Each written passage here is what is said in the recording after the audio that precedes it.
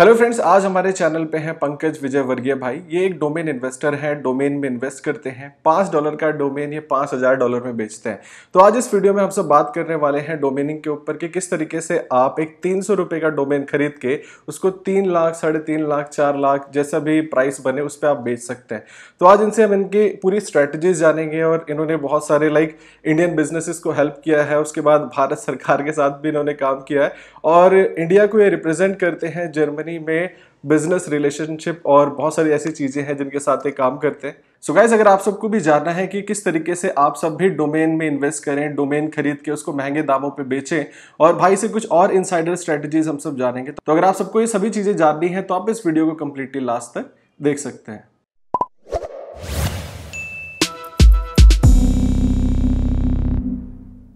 Hello friends, मेरा नाम है अमित मिश्रा। आप सब देख रहे हैं ट्राई टेक नाम मत भूलेगा।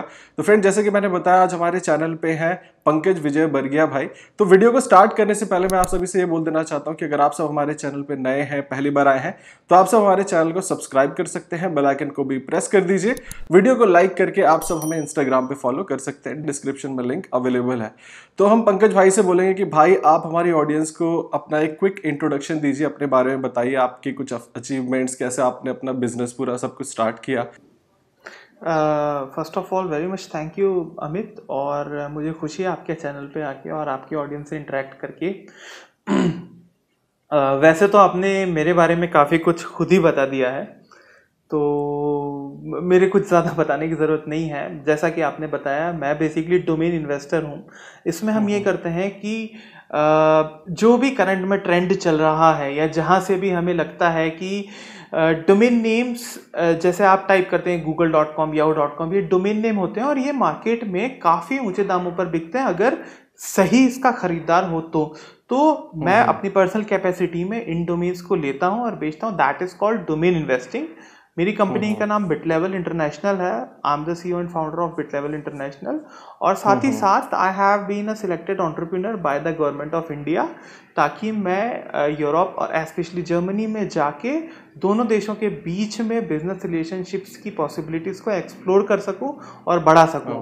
तो देश में चुने हुए 20 एंटरप्रेन्योर्स थे, जिसमें से एक मैं था, और इस तरह से मैं जर्मनी और भारत सरकार की मदद करता हूं।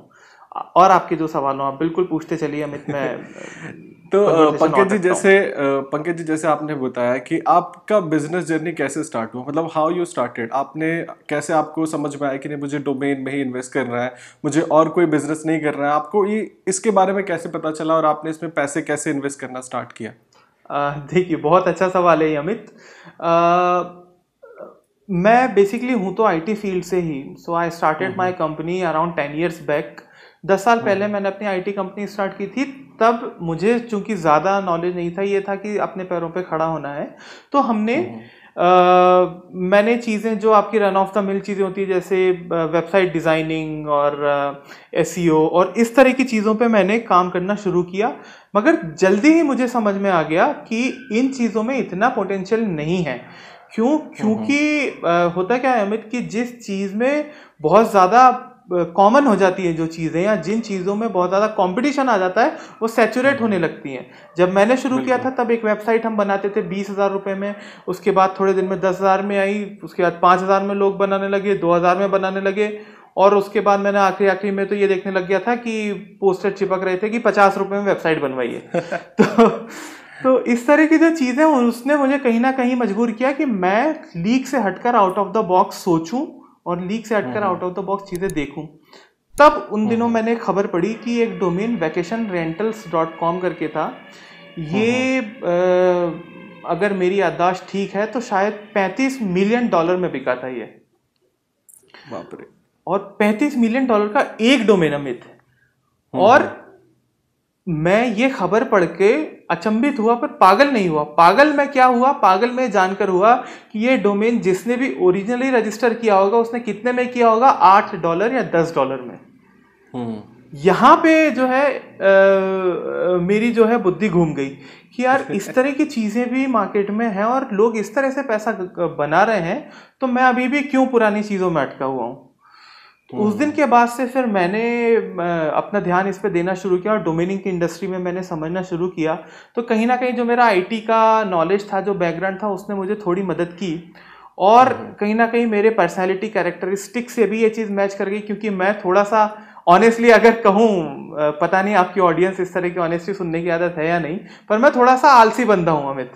तो बहुत ज़्यादा कंपटीशन या बहुत ज़्यादा इस तरह की चीज़ों में मैं पढ़ने के बजाय अपना नॉलेज और समय वहाँ लगाता हूँ जहाँ कम मेहनत से ज़्यादा आउटपुट निकल सके। समझ रहे हैं आप? बिल्कुल बिल्कुल। तो डोमेनिंग बिल्कुल उस पर मेरे फिट बैठ गया कि जहाँ हम रिसर्च करेंगे थोड़ी और उसके बाद अच्छा डोमेन लाएंगे और फिर हम उसको हायर दामों पे फ्लिप कर देंगे। तो मैंने शुरू में फॉरम्स खंगाले, मैंने नॉलेज देखा और जैसा कि हर इंसान के साथ होता है कि शुरू में काफ़ी असफलता भी मिली। शुरू में मैंने कई ऐसी चीज़ें भी करी कि जिनसे मुझे नुकसान हुआ, मगर उसके बाद धीरे धीरे फिर मैंने जब इस इंडस्ट्री को समझना शुरू किया तो आगे बढ़ते बढ़ते तो विद इन 2018 तक तो I got the award for the best domain portfolio in India. और उसके बाद से तो चीज़ें फिर काफ़ी अच्छे से बढ़ी रही हैं और now I am a full time domain name investor. बिल्कुल। सो पंकज भाई, अभी आप हमारी ऑडियंस को बताइए कि आपने जो आपकी कुछ अचीवमेंट्स हैं डोमेनिंग इंडस्ट्री में, आपने कितने का डोमेन और कितने में बेचा अभी तक का हाईएस्ट, और थोड़ा इसके बारे में बताइए। अगर आप इसमें आप कॉन्फिडेंशियल नहीं, आप बता सकते हैं जी, तो बिल्कुल आप शेयर करिए हमारी ऑडियंस के साथ कि कितने में आपने कौन सा डोमेन, पहला डोमेन खरीदा था और उसको आपने कितने में फ्लिप किया, और कुछ और बिजनेस अचीवमेंट्स अगर आपको लगे तो आप बिल्कुल शेयर करिए। जी। तो अमित, चूंकि आपने अचीवमेंट्स की बात की है, तो अगर मैं प्रोफेशनल अचीवमेंट्स की बात करूं तो इस चीज़ के लिए डोमेनिंग पे मैं कई नेशनल इंटरनेशनल प्लेटफॉर्म्स पे बोल चुका हूं, नेशनल टीवी पे इंटरव्यू दे चुका हूँ, रेडियो पे फीचर्ड हो चुका हूँ। इसके अलावा जैसा कि मैंने आपको बताया कि I have worked with the government of Germany and India both.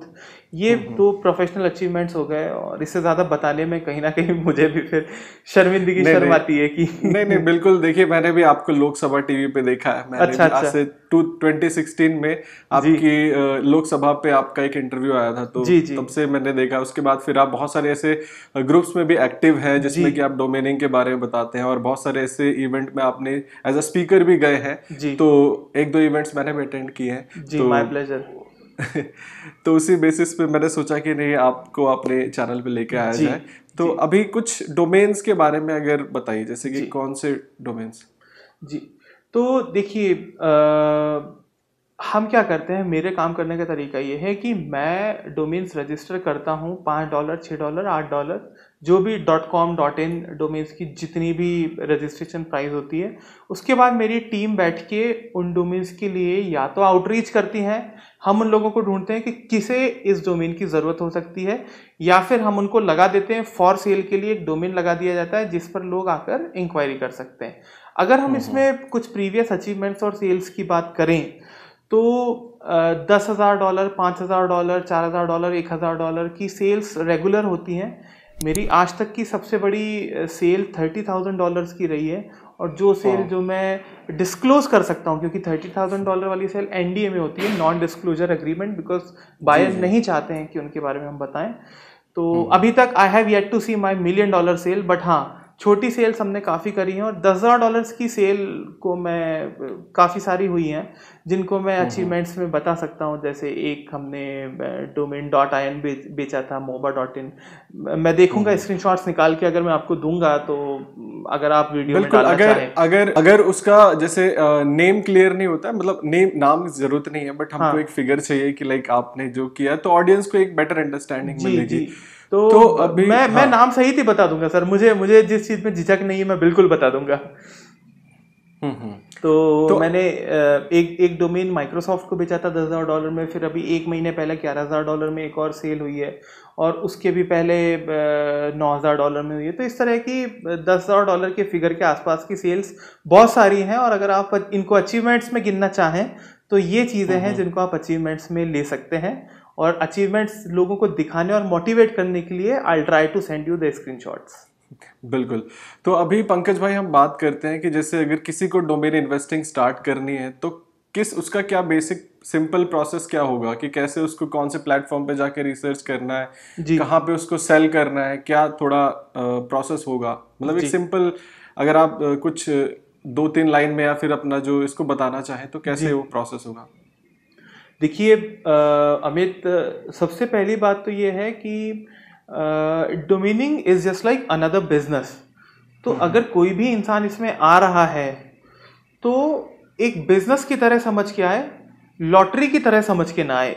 एक तो ये सबसे पहला मैं शुरुआत यहीं से करना चाहूँगा। कई लोग सोचते हैं कि हम भी आज $5 का डोमेन ले लेंगे और अगले दिन उसको 5 लाख में बेच देंगे। तो ये सिचुएशन जो है, ये आपने अभी ले लिया और बेच दिया, इसके लिए कई सालों की रिसर्च और मेहनत के बाद ये नॉलेज आता है कि कौन सा डोमेन लेना है जो बिक सके। तो इसे हम एक रियल बिजनेस के जैसे ट्रीट करें, और माइंडसेट अगर हम सही माइंडसेट से आएंगे तो सक्सेस होने से हमें कोई नहीं रोक सकता। अब अगर मैं इसमें आगे बढ़ने की बात करूं तो ऐसे लोग जिन्हें आईटी इंडस्ट्री का थोड़ा सा भी एक्सपोजर है, वो लोग थोड़ा जल्दी इसमें सक्सेस अचीव कर सकते हैं। आईटी इंडस्ट्री से मेरा मतलब ब्लॉगर रहे हो, डिजिटल मार्केटर रहे हो, इंटरनेट मार्केटर रहे हो, वेबसाइट डिजाइनर रहे हो, एसईओ वाले रहे हो, सॉफ्टवेयर डेवलपर, मतलब समझ रहे हैं, जो बिल्कुल ही ऑफलाइन वर्ल्ड से जिन्हें ये तक बताना पड़े कि डोमेन नेम क्या होता है, उसके बजाय ऐसे लोग जिन्हें कम से कम ये पता हो कि हाँ डोमेन नेम और वेबसाइट क्या होती है, ऐसे लोग अगर डोमेनिंग शुरू करते हैं तो थोड़ा सा बाकी लोगों से जल्दी वो इस चीज तक पहुंचते हैं। यहां तक हम क्लियर है अमित? अब हम इसके आगे बढ़ते हैं कि अगर लोगों को करना हो तो क्या करें। तो इसमें सबसे पहले तो एक फॉरम है namepros.com, namepros.com। ये इसे हम डोमेनिंग की कुरान, बाइबल, गीता ये सब कह सकते हैं। इस फॉरम पे दुनिया भर के देश दुनिया के डोमेनर्स आके डिस्कस करते हैं, चर्चा करते हैं, टिप्स देते हैं, नॉलेज देते हैं। मैं खुद भी इसका मेंबर हूं, और कोई भी इंसान डोमेनिंग शुरू करना चाहता है तो इससे बेहतर रिसोर्स कोई नहीं हो सकता। इस पे this is completely free for anyone. आप जाइए, अपना अकाउंट बनाइए और इस पे पढ़िए। नेम प्रोज में एक बिगिनर सेक्शन है, उस बिगिनर सेक्शन में आपको सारे रिसोर्सेज, नए डोमेनर्स को क्या करना चाहिए, क्या गलतियां करते हैं वो, किस तरह के डोमेन्स लेना चाहिए, कैसे डोमेन्स की प्राइस को हम डिटरमाइन करें, ये सारी चीजें आपको वहां पर लिखी हुई मिल जाएंगी। तो ये जो सबसे पहला जो कदम है, ये अगर आपने सही उठा लिया तो आप कम से कम 2 साल की अपनी रिसर्च की मेहनत 1 हफ्ते में नेम प्रोज पे रिसर्च करके बचा सकते हैं। बिल्कुल बिल्कुल। अब इसके आगे अब आप पूछें और किस तरफ मुझे बताना है।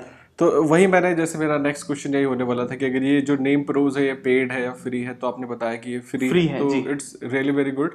तो अगर हमने जैसे वहाँ पे डोमेन नेम उठा लिया, मतलब हमने रिसर्च कर लिया, कोई डोमेन हमको समझ में आ गया कि क्या क्या जो प्री रिक्विजिट चीजें होती हैं जिनको हमको जरूरत होती है, और उनको ध्यान में रखते हुए डोमेन को हमने उठा लिया, तो हमको डोमेन रजिस्टर करने के लिए बेस्ट प्लेटफॉर्म कौन सा होगा? जैसे बहुत सारे प्लेटफॉर्म्स हैं, वो तो बहुत महंगे में भी देते हैं, अगर लोग जैसे बल्क में खरीदना चाहें तो। देखिए, इसके लिए सबसे पहले जहन में लोगों के जो नाम आता है वो है GoDaddy। That is of course the very widely known name. और मैंने GoDaddy इंडिया के साथ में काम भी किया है, उनके कई इवेंट्स में उन्हें मदद भी किया है, बीन स्पीकर इन दैट। तो GoDaddy नए लोगों के लिए अच्छा है, मगर उसकी UI और थोड़ा सा सपोर्ट उसका कहीं ना कहीं जो है दूसरे प्लेटफॉर्म्स उससे अच्छे भी हैं। तो अगर आप चाहें, अगर आपको सुने हुए नाम पे जाना है तो आप GoDaddy जा सकते हैं। और अगर डोमेन इन्वेस्टर फ्रेंडली के जैसे अगर आपको रखना है तो आप Dynadot और Namesilo, ये 2 प्लेटफॉर्म्स मेरे जहन में आते हैं, जहां पे GoDaddy से भी सस्ती प्राइस भी मिल सकती है, जिनका UI और सपोर्ट भी बहुत अच्छा है। इन प्लेटफॉर्म्स की मदद से आप डोमेन्स अपने बल्क में रजिस्टर कर सकते हैं और बेहतर तरह से मैनेज कर सकते हैं। अब मैं आपको बताना चाहूंगा अमित अपनी तरफ से, क्योंकि कहीं ना कहीं मैंने सेंस कर लिया कि शायद आपका नेक्स्ट क्वेश्चन यही आने वाला था कि डोमेन तो रजिस्टर कर लिए, अब उनको बेचने के लिए क्या किया जाए। बिल्कुल बिल्कुल। तो आई होप मैं सही हूँ। बिल्कुल बिल्कुल, आप एकदम परफेक्ट है जी। तो डोमेन हमने ले लिए, खरीद लिए, अब उसके बाद बारी आती है उनको बेचने की। तो बेचने के लिए अगर हम प्लेटफॉर्म्स की बात करें अमित, तो इसमें सबसे पहले तो आप अपने डोमेन नेम को खरीद के गूगल पे सर्च कीजिए कि कौन सी कंपनीज उसमें इंटरेस्टेड हो सकती हैं। मान लीजिए अगर आपका डोमेन है usedcars.in, तो किस तरह की कंपनीज, आप खुद बताइए कि यूज्ड कार्स में कौन इंटरेस्टेड होगा? जो कंपनी जो कार्स का बिजनेस करती होंगी यूज्ड कार्स का, या अगर आपने लिया कि weddingcards.com, तो जो कंपनी वेडिंग कार्ड्स का बिजनेस करती होंगी। तो इस तरह की कंपनीज जो जिस चीज़ में डील कर रही हैं, उन्हें ढूंढ के उन्हें अप्रोच करके पोलाइटली पूछिए कि क्या आप ये डोमेन लेना चाहेंगे। एक तरीका ये होता है। दूसरा तरीका होता है इस डोमेन को पार्क करके रख देने का। पार्क यानी आपने एक डोमेन ले लिया। अगर मैं रियल एस्टेट संदर्भ में बात करूं, शायद बेहतर लोगों को समझ में आ जाएगी कि मैं एक प्लॉट लेता हूं और उस प्लॉट को बेचना चाहता हूं, मगर लोगों को पता नहीं है कि ये बिकाऊ है। तो क्या करता हूं मैं उस पर एक बोर्ड लगा देता हूं कि यह प्लॉट बिकाऊ है। तो इसी तरह से डोमेन नेम पे भी बोर्ड लगाया जा सकता है, उन्हें पार्किंग कहते हैं। पार्किंग करने से होता यह है कि उस पर एक मैसेज आ जाता है कि this domain is for sale, और अगर किसी को खरीदना हो तो ले ले। तो डोमेन को खरीदते ही सबसे पहले हम पार्क कर दें। पार्क करने के लिए जो प्लेटफॉर्म मैं यूज करता हूं वो है dan.com, dan.com। तो dan.com पे आप करते बहुत खूबसूरत सा वो एक पेज बना देता है। उस पर लिखा रहता है, आप चाहें तो उस पर अपनी एक फिक्स्ड प्राइस देते हैं कि मुझे डोमेन $1000 में बेचना है, $2000 में, या फिर ऑफर्स ले लें कि कोई फिक्स प्राइस नहीं है, आप ऑफर दीजिए, मुझे जमेगा तो मैं बात करूंगा। और dan.com आपकी तरफ से ट्रांजैक्शन भी हैंडल कर लेता है। मुश्किल से उसकी 9% की फीस है, बहुत इंडस्ट्री में सबसे कम है 9% की फीस। और ट्रांजैक्शन भी हैंडल कर लेता है, बायर से पैसे लेके आपको भिजवा देता है, आपसे डोमेन लेता है, आपको असिस्ट कर देता है, सारा स्टेप्स पे आपको गाइड कर देता है। तो this is the thing that I personally use.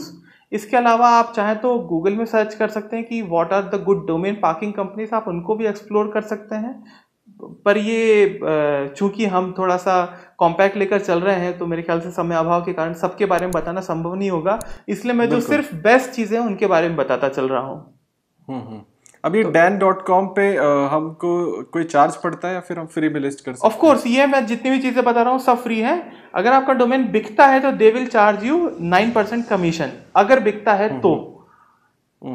तो अगर $1000 में बिका तो $90 वो लेकर जाएंगे, नहीं बिकता है तो कोई चार्ज ही नहीं है। इसके अलावा मैं साथ में ऐड कर देता हूं कि इसके अलावा 2 प्लेटफॉर्म्स और हैं जहां पर डोमेन लिस्ट कर सकते हैं। वो है sedo.com और afternic.com, SEDO, सीडो, आफ्टरनिक, AFTERNIC, आफ्टरनिक। ये 2 प्लेटफॉर्म्स पे अगर लिस्ट कर देते हैं, ये 3 प्लेटफॉर्म Dan, आफ्टरनिक, सीडो, इन पे लिस्ट कर दिया तो आपके डोमेन के बिकने की संभावना को आपने बहुत बढ़ा लिया, आपने बहुत एक्सपोजर कर दिया।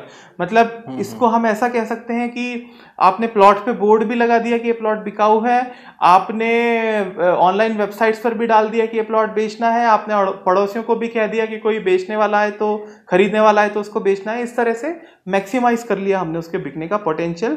और ये सारे प्लेटफॉर्म्स ही फ्री हैं, ये सब कमीशन बेसिस पे काम करते हैं। जब बिकेगा तब पैसे लेंगे, नहीं बिकेगा तो नहीं लेंगे। और जैसे फ्लिपा पे होता है, फ्लिपा पे भी हम लिस्ट कर सकते हैं? देखिए, फ्लिपा पे आपने बिल्कुल सही बोला, लिस्ट कर सकते हैं, मैंने भी किया था शुरुआत में। मगर फ्लिपा एक तो पेड है, और जहां चीजें पेड आ जाती है वहां मैं कम्युनिटी को बताने से थोड़ा सा हिचकता हूं, क्योंकि नए लोगों के पास इतना इन्वेस्टमेंट कर सकने लायक कैपेसिटी मुझे नहीं लगता कि होती है, या मुझे ये भी नहीं लगता कि उन्हें करना चाहिए। तो एक तो पेड है फ्लिपा, और दूसरा फ्लिपा वेबसाइट्स के लिए ज्यादा अच्छा है, जो ऑलरेडी एस्टेब्लिश्ड वेबसाइट है और जो कमा रही हैं उनके लिए फ्लिपा ज्यादा अच्छा है। सिर्फ डोमेन नेम्स के लिए फ्लिपा को मैं उतना अच्छा ऑप्शन नहीं मानता। बिल्कुल। तो पंकज भाई, अभी हम जानना चाहेंगे आपसे कि इंडिया में जो डोमेनिंग की क्या अपॉर्चुनिटीज है, मतलब अगर किसी को अपने बिजनेस को बढ़ाना है या फिर उसको डोमेनिंग में आना है तो इसकी क्या फ्यूचर क्या हो सकता है? मतलब अभी तो वैसे बहुत सारे लोग डोमेन खरीद के बैठे होंगे, कुछ लोग ये भी सोचते होंगे कि भाई इतने सारे डोमेन बिक चुके हैं, हमारे लिए तो कुछ बचा ही नहीं है, तो क्या बोलेंगे आप? देखिए, इसमें मेरे पास एक बहुत ही अच्छी टिप है देने के लिए अमित। क्या है कि इंडिया में हमारा एक्सटेंशन चलता है .in, और मेरी सफलता का अगर मैं कहीं ना कहीं श्रेय दूं तो .in को ही दूंगा। क्योंकि अगर हम बात करें कि फ्यूचर ऑफ डोमेनिंग या पोटेंशियल, तो पोटेंशियल तो ऑफ कोर्स .com में सबसे ज़्यादा है, मगर .com जैसी चीज़ों के साथ में दिक्कत ये है कि वो काफ़ी सैचुरेट भी हो चुके हैं। क्योंकि जितने लोगों को ही पता है .com को इंटरनेशनली हर देश का बंदा, हर कंट्री का बंदा, हर कोई कर रहा है, तो उसमें सैचुरेशन होने के कारण पोटेंशियल कम हो गया है। वेयरएस .in में मैं बहुत सारा पोटेंशियल देखता हूं। उसके 3 कारण हैं मेजरली। सबसे पहली बात तो इंडिया की ग्रोथ।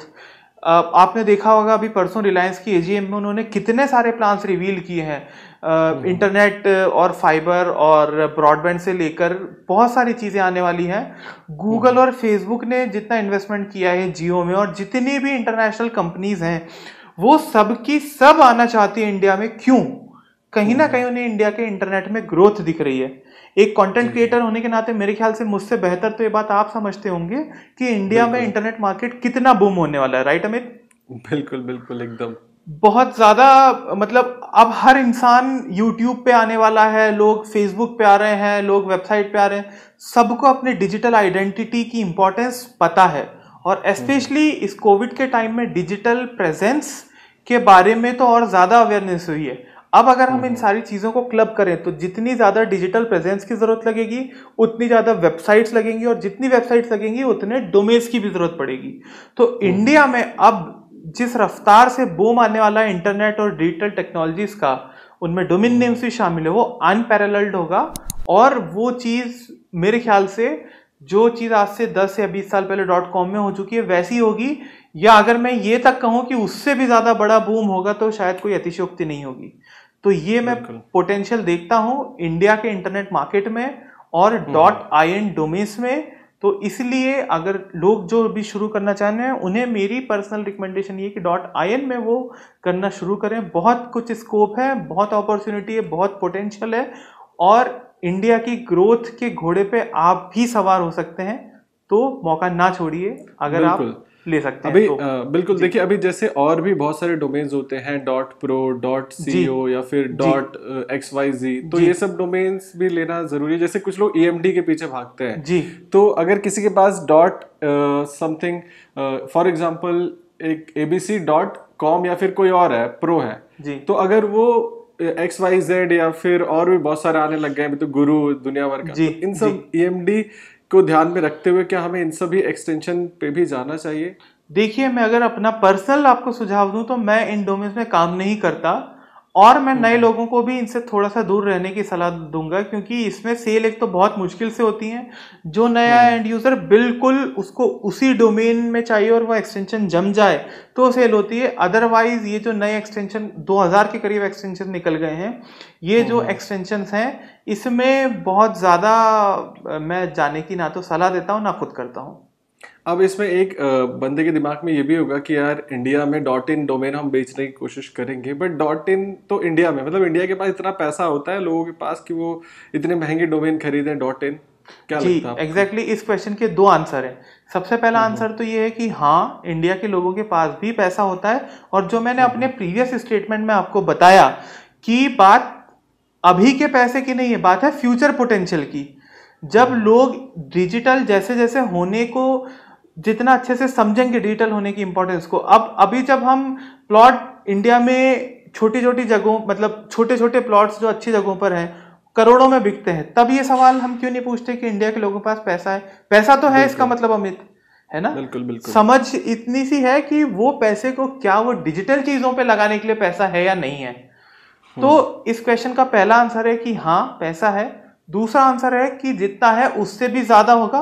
और तीसरा आंसर है कि .in सिर्फ इंडिया वाले ही यूज नहीं करते। आप ये जान के आश्चर्यचकित हो जाएंगे कि .in को लेने वाले और .in पे काम करने वाले US, UK, यूरोपियन कंट्रीज से बहुत सारे लोग हैं, क्योंकि .in के साथ में एक इंटरेस्टिंग चीज ये है कि .in जो वर्ड है उसको लोग सिर्फ इंडिया से कनेक्ट ना करते। .in यानी .international, .internet, .institute, .infrastructure, .in से जितनी भी चीजें होती है कहीं ना कहीं लोग उससे भी रिलेट कर लेते हैं।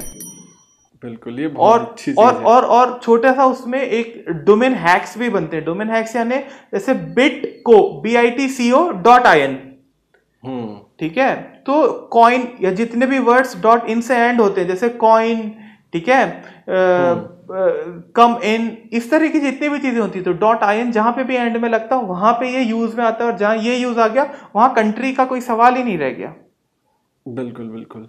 तो ये बहुत अच्छी जानकारी आपने बताई हमारी ऑडियंस को। जी तो अभी जैसे हमने फ्यूचर के बारे में बात कर लिया कि क्या अपॉर्चुनिटीज होने जी वाली है, अभी हम कुछ बात करते हैं इनसाइडर स्ट्रेटजीज की। मतलब जो कोई भी अब किसी से पूछो वो बताते नहीं है, जी। तो कुछ आप भी अपने सीक्रेट सॉस और इनसाइडर स्ट्रेटजीज अगर आप जो कॉन्फिडेंशियल ना हो तो अगर आप बताना चाहें तो तो आप अगर क्या कोई भी बताएंगे? नहीं बताते तो मैं क्यों बताऊं अमित?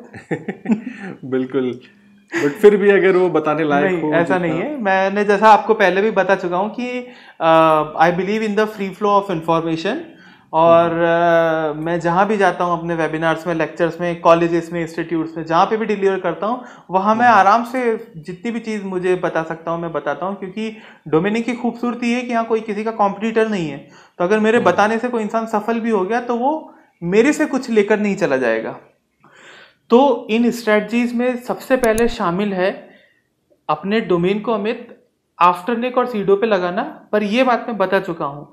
जो बात मैं अब बताने जा रहा हूँ वो ये है कि आफ्टरनिक पे एक फीचर होता है आफ्टरनिक फास्ट ट्रांसफर, और सीडो पे फीचर होता है सीडो एमएलएस। अब चूंकि समय हमारे पास बहुत कॉम्पैक्ट है तो मैं डिटेल में तो नहीं बताऊंगा, आप गूगल कर लीजिएगा कि सीडो एमएलएस क्या होता है, आफ्टरनिक फास्ट ट्रांसफर क्या होता है। इन शॉर्ट, अगर आप इन पर डोमेन लिस्ट कर देते हैं इन फीचर के साथ में, तो आपके डोमेन के बिकने की संभावना और ज्यादा हो जाती है। कैसे? आपने कभी कोई डोमेन देखा होगा कि आप GoDaddy पे सर्च करने गए, लेट्स से amitmishra.com, और पता चला वो 1 लाख का है, 2 लाख का है, 5 लाख का है। कभी हुआ है आपके साथ ऐसा? वही मेरा यार, मेरे खुद के नाम का डोमेन थोड़ा महंगा है। तो महंगा है। तो अब ये बताइए, जो महंगा जो दिख रहा है आपको, ये कौन पैसे ले रहा है? GoDaddy ले रहा है? नहीं, किसी ने लिस्ट किया होगा। हाँ एग्जैक्टली। और ये लिस्ट कहां से किया? आपको तो GoDaddy दिख रहा है कि मुझे तो ये डोमेन 5 लाख पे GoDaddy दे रहा है, मगर ये डोमेन जिस यूजर ने लिस्ट किया है वो इस चीज के 5 लाख रुपए मांग रहा है, और उसने लिस्ट किया है आफ्टरनिक फास्ट ट्रांसफर के थ्रू। तो आफ्टरनिक फास्ट ट्रांसफर और सीडो एमएलएस, ये दो ऐसी चीजें थोड़ा सा टेक्निकल है, मगर मुझे आपकी ऑडियंस पे भरोसा है कि अगर वो रिसर्च करेंगे तो बिल्कुल निकाल लेंगे इस चीज को। इससे क्या होगा कि आपने डोमेन, कोई भी रजिस्ट्रार पे कोई भी बंदा सर्च करेगा, लेट्स से अगर आज मैंने डोमेन ले लिया कि tyrotech.com, और अगर मुझे बेचना है, तो जैसे ही मैंने इसको लिस्ट कर दिया और कोई भी बंदा दुनिया के किसी भी रजिस्ट्रार पर सर्च करेगा, GoDaddy हो, Dyna.io, नेमसिलो हो, बिगरॉक हो, तो ये डोमेन उसको दिख जाएगा कि इतने में है। उसको पता नहीं है कौन सेलर है, कौन बेच रहा है। उसको क्या दिखेगा कि बिगरॉक बेच रहा है, GoDaddy बेच रहा है, और वो उसको वहां से खरीद लेगा, पैसे GoDaddy को दे देगा, GoDaddy अपना कमीशन काट के आपके पैसे आपको दे देगा। तो ये जो फीचर है कि आपका डोमेन लिस्ट करने पे, एक जगह लिस्ट करने पे 1000 जगह दिख जाए, इस फीचर को फास्ट ट्रांसफर और सीडो एमएलएस प्रीमियम कहते हैं। बिल्कुल, तो ये आप जरूर, नए डोमेनर्स को मेरी सलाह है कि जब भी करें तो ये चीज जरूर करें। ये चीज भी मुझे काफी देर से समझ आई थी, और ये करने के बाद मेरी सेल्स एकदम से बढ़ने लगी हैं। तो ये बहुत कोई ज्यादा इनसाइडर ट्रिक या सीक्रेट नहीं है, पर हाँ ये एक तरीका है। और एक दूसरा जो मैंने बताया कि .in एक्सटेंशन पे काम करें, उसे अगर आप चाहें तो इनसाइडर ट्रिक में रख लें, चाहे तो जनरल टिप में रख लें। बस ये है मेरे पास बताने को। बिल्कुल, तो बहुत अच्छी जानकारी दी भाई आपने। तो अभी पंकज भाई, हम आपसे जानना चाहेंगे आपका लास्ट मैसेज क्या होगा हमारी ऑडियंस के लिए, क्योंकि अब बहुत लंबी वीडियो हो गई, लोगों ने भी यहाँ तक देखा है। तो आई होप, मैं चाहता हूँ कि अभी और जो आपके लोगों की क्वेरीज होगी हम बिल्कुल डिस्कस करेंगे कमेंट सेक्शन में। बट अभी आप हमारी ऑडियंस को लास्ट मैसेज क्या देना चाहेंगे, अगर वो जो भी करना चाहते हैं अपनी लाइफ में या फिर डोमेनिंग में, तो आपके क्या टिप्स होंगे? देखिए, मेरा ये कहना है आखिरी में अमित, कि अगर कोई भी नया इंसान डोमेनिंग में आता है तो सबसे पहले पैसे जलाने के बजाय थोड़ा समय सीखे वो। ठीक है, मैंने अपने प्रीवियस आंसर में बताया था namepros.com, मैं दोबारा उस पर जोर डालना चाहूँगा। नेमप्रोज पे खूब ज़्यादा जाए, पढ़े, रिसर्च करे, उसके बाद अपने पैसे लगाना शुरू करे। कुछ समय, या कहें कि शुरू के 2 महीने तो वो सिर्फ देखे मार्केट कैसा चल रहा है, कैसा नहीं चल रहा है, और डोमेनिंग को पूरा सीरियसली ले। ऐसा ना रखे कि ठीक है यार बहुत हल्के में ले रहे हैं। रिसर्च करिए और इस चीज़ में सीखिए। इसमें डोमेनिंग में एक ही चीज़ काम आती है, research, research and more research. बस इतना सा खेल है। तो देखिए, मार्केट के टच में रहिए, कैसे चल रहा है, क्या नहीं चल रहा है, और इसके बाद अपने पैसे सोच समझ कर लगाइए और प्रैक्टिकल रहिए। प्रैक्टिकल रहने से मेरा मतलब है, शुरू में लोगों के साथ एक दिक्कत ये भी आती है, मेरे साथ भी हुई थी, कि या तो डोमेन बिकते नहीं है, और जब कोई ऑफर आता है तो हमारी एक्सपेक्टेशंस बहुत हाई होती हैं। आपकी ऑडियंस में से किसी ने सुन लिया कि यार पंकज सर ने डोमेन्स $10,000 में बेचते हैं, उन्होंने $5 का एक डोमेन रजिस्टर किया और उस पर मान लो $500 का ऑफर आया, तो उसको ठुकरा देंगे कि नहीं हम तो पंकज सर जैसे $10,000 पे ही बेचेंगे। ये तरीका शुरुआती में लोगों के लिए गलत है। मैं ये चाहता हूं कि शुरुआत में आपको जिस भी दाम पे बिक रहा है, जैसे ही पैसे आए हैं, आप बेच के उस पैसे को रीइन्वेस्ट कीजिए और उन पैसे से जब आप बड़े बने तब जाके आप महंगे दामों पर बेचना शुरू कीजिए। पर शुरू से ये मत सोचिए कि मेरे डोमेन्स तो सारे हीरे हैं और मैं हीरे के दाम पे ही बेचूंगा। आपका इन्वेस्टमेंट अगर $5 का $500 में बिक रहा है तो फौरन बेच दीजिए, देर ना कीजिए। इन चीजों का ध्यान रखिए। और उसके अलावा अगर आपकी ऑडियंस को अगर कोई जेन्युइन क्वेश्चन है या कोई ऐसी चीज है जिसमें मैं हेल्प कर सकता हूँ, तो I am always there. Facebook पे मेरा आईडी है facebook.com/PankajVJV। आप मुझे कम्युनिकेट कॉन्टैक्ट कर सकते हैं और जैसे भी लिंक्डइन पर भी आप मुझे अप्रोच कर सकते हैं। बिल्कुल।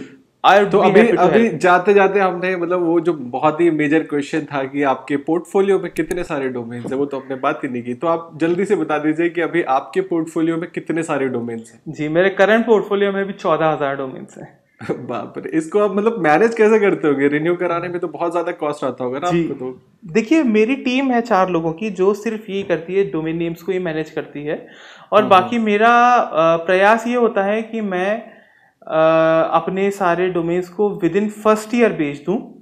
तो हमारी जितनी भी सेल्स होती है उसमें से 70-80% जो होती है वो शुरू के 1 साल में होती है। क्योंकि मेरा मानना है कि अगर आप शुरू के 1 साल में पूरी मेहनत करके भी डोमेन नहीं बेच पाते हो तो फिर उसको रखने का मतलब नहीं है। उसके बाद फिर हम डोमेन ड्रॉप कर देते हैं। तो रिन्यूअल कॉस्ट इस तरह से हमारी चेक में रहती है कि हाँ, जिन डोमेन पे इंक्वायरी, ऑफर या ट्रैफिक आ रहा है हम उन्हीं को रखते हैं। जी जी जी, बिल्कुल। तो चलिए इसी के साथ हम इस वीडियो को एंड करते हैं। और आपने यहाँ तक वीडियो देखी, अगर आपको वीडियो में कुछ नया सीखने को मिला हो, कुछ जानने को मिला हो, तो आप इस वीडियो को लाइक कर सकते हैं, अपने फ्रेंड्स के साथ शेयर करिए, हमें कमेंट करके बताइए वीडियो कैसे लगी और डोमेनिंग से रिलेटेड आपकी क्या क्वेरीज हैं। तो बिल्कुल आप बिंदास पूछ सकते हैं, हम रिस्पॉन्ड करने की कोशिश करेंगे। उसके अलावा भी कोई क्वेरी है तो आप भी बिल्कुल लिख सकते हैं, मैं उसको रिप्लाई करने की कोशिश करूंगा। और आप सब अगर नए मेहमान हैं, पहली बार चैनल पर आए हैं, तो आप सब हमारे चैनल को सब्सक्राइब कर सकते हैं, बेल आइकन को भी प्रेस कर दीजिए, ऑल वाले नोटिफिकेशन बेल पे क्लिक कर दीजिए। उसके बाद आप सब हमें इंस्टाग्राम पे फॉलो कर सकते हैं, लिंक्डइन पे फॉलो कर सकते हैं, हमारा टेलीग्राम ग्रुप भी है और हम पंकज भाई का भी पूरा लिंक डिस्क्रिप्शन पे दे देंगे, आप जाके उनको भी फॉलो कर सकते हैं। कोई क्वेरी है तो आप डायरेक्टली उनसे भी बात कर सकते हैं। तो गाइस चलिए फिर मिलते हैं आपसे अपनी फ्यूचर वीडियोज में। तब तक आप यूं ही हंसते रहिए, मुस्कुराते रहिए, दिल्ली रहिए, गाजियाबाद रहिए, आबाद रहिए, जिंदाबाद रहिए। Take care, good bye.